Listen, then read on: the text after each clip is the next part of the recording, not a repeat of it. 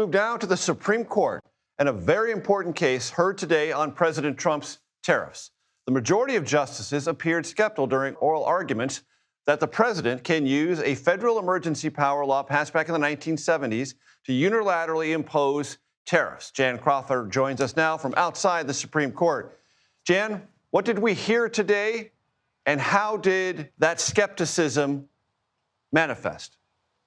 Well, I mean, Major, it was a pretty rough sledding to get things going for the Solicitor General of the United States, John Sauer, who, of course, is representing the Trump administration here. You know, he's arguing, like you said, that 1977 law gives the president this authority because it says presidents can basically regulate imports when they declare there's a national emergency. And they're saying that's where tariff kind of comes in under regulating imports. But I mean, Major, within minutes of him getting to that podium and standing in front of all 9 justices, he ran into a united liberal wall. And the conservatives weren't really far behind him. I've got 3 key quotes that I want to play here and let you take a listen to. The first is from Justice Sonia Sotomayor, the senior liberal on the court, expressing her skepticism, quickly followed by the Chief Justice, John Roberts, and then his fellow conservative Justice Neil Gorsuch. Major, just take a listen to this.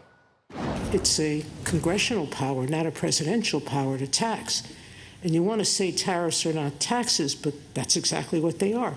They're generating money from American citizens, revenue. The exercise of the power is to impose tariffs, right?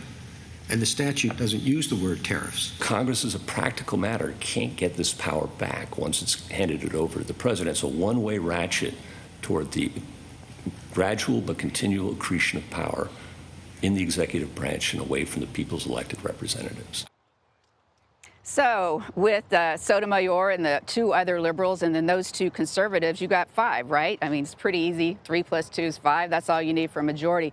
But I'm going to have a caveat here because as the argument went on, we heard some of the other conservatives making some pretty interesting points, including, as Justice Sam Alito said, there's another law that the president could point to justify these tariffs. And so while, yes, it seems likely that the administration is going to lose here, I think, Major, I remember vividly standing on this sidewalk, shoulder to shoulder with, dozens and dozens of commentators and everyone confidently predicting the Supreme Court was going to strike down President Obama's signature achievement, Obamacare. And obviously, John Roberts went with the liberals in that case and saved that defining moment legislation of the President Obama. I'm not sure it's as likely in this case. I think he's pretty committed to ruling against President Trump, but anything can happen. And I'm not even sure the justices quite know how they're going to decide the legal path to reaching a decision in this case, Major.